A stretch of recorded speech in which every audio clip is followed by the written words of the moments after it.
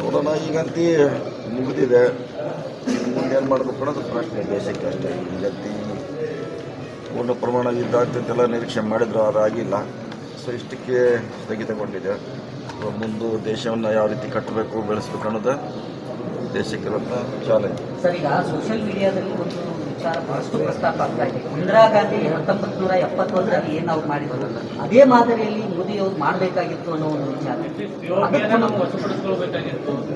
ಅದು ಭಾಳ ಜನ ಇದೆ, ಅದು ಅವರು ಸ್ವಂತ BJP ಅವರು ಅದ್ರ ಬಗ್ಗೆ ಟ್ವೀಟ್ ಮಾಡ್ತಿದ್ದಾರೆ, ವಾಟ್ಸಪ್ಪಲ್ಲಿ ಹಾಕ್ತಿದ್ದಾರೆ.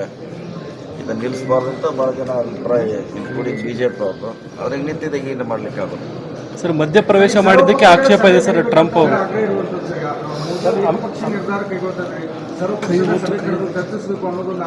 ಗೊತ್ತಿಲ್ಲ, ನೋಡೋಣ. ಅದು ಇಂಟರ್ನ್ಯಾಷನಲ್ ಮಟ್ಟದಲ್ಲಿ ಆಗಿದೆ, ನಮಗೇನು ಗೊತ್ತಿಲ್ಲ. ಇಲ್ಲಿದ್ದೀವಿ ನಾವು. ಒಂದು ದಿವಸ ಅವ್ರಿಗೆ ಬಂದೇ ಬರ್ತೈತಿ. ಯಾಕೆ ಮಧ್ಯಸ್ಥಿಕೆ ವಹಿಸಿದ್ರು, ಯಾರು ಅವರಿಗೆ ರಿಕ್ವೆಸ್ಟ್ ಮಾಡ್ಕೊಂಡಿದ್ರು ಅನ್ನೋದು ಒಂದು ದಿವಸ ಯಾವಾಗ ಯಾರು ಅವರಿಗೆ ರಿಕ್ವೆಸ್ಟ್ ಮಾಡೋದು ಹೊರಗೆ ಬರ್ತೈತೆ. ನೋಡೋಣ, ಕಾದು ನೋಡಬೇಕಷ್ಟೇ. ಸರ್, 26 ಜನರಿಗೆ ಈಗ ನ್ಯಾಯ ಸಿಗ್ತಾ ಅಂತೀರಾ ಸರ್? ಇಲ್ಲ, ಸಿಕ್ಕಿಲ್ಲ. ನ್ಯಾಯ ಖಂಡಿತವಾಗಿ ಸಿಕ್ಕಿಲ್ಲ.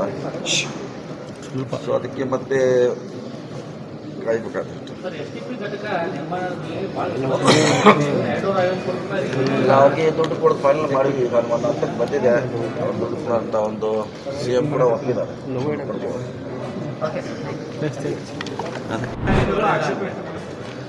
ನೋಡೋಣ. ಈಗಂತೂ ಮುಗಿದಿದೆ, ಮುಂದೇನು ಮಾಡಬೇಕು ಅನ್ನೋದು ಪ್ರಶ್ನೆ ದೇಶಕ್ಕೆ ಅಷ್ಟೇ. ಈಗಂತೂ ಪೂರ್ಣ ಪ್ರಮಾಣ ಯುದ್ಧ ಆಗ್ತಂತೆಲ್ಲ ನಿರೀಕ್ಷೆ ಮಾಡಿದ್ರು, ಅದಾಗಿಲ್ಲ. ಸೊ ಇಷ್ಟಕ್ಕೆ ಸ್ಥಗಿತಗೊಂಡಿದೆ.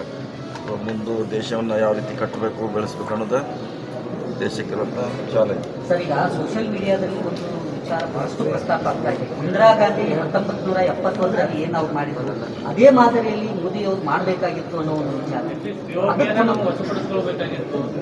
ಅದು ಭಾಳ ಜನ ಇದೆ, ಅದು ಅವರು ಸ್ವಂತ BJP ಅವರು ಅದ್ರ ಬಗ್ಗೆ ಟ್ವೀಟ್ ಮಾಡ್ತಿದ್ದಾರೆ, ವಾಟ್ಸಪ್ಪಲ್ಲಿ ಹಾಕ್ತಿದ್ದಾರೆ.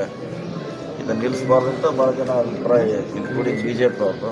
ಅವ್ರಿಗೆ ನಿಂತಿದ್ದಾಗ ಏನು ಮಾಡಲಿಕ್ಕೆ ಆಗೋದು. ಸರ್, ಮಧ್ಯಪ್ರವೇಶ ಮಾಡಿದ್ದಕ್ಕೆ ಆಕ್ಷೇಪ ಇದೆ ಸರ್ ಟ್ರಂಪ್ ಅವರು.